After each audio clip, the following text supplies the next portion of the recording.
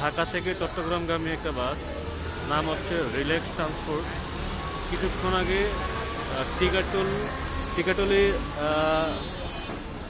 টিকাটলির মোড়ে বাসটা হঠাৎ করে বন্ধ হয়ে গিয়েছে। এর কারণ হচ্ছে বাসের ব্যাটারি অফ হয়ে গেছে।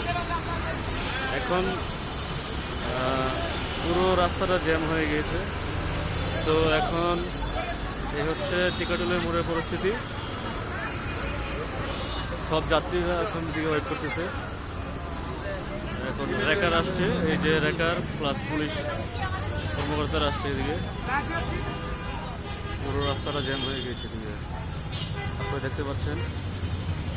সব যাত্রীরা এই বাস থেকে নেমে ওয়েট করতেছে। সম্ভবত কর্তৃপক্ষ বা কেউ এসেছে, পুলিশ পরিস্থিতি সামলানোর চেষ্টা করতেছে।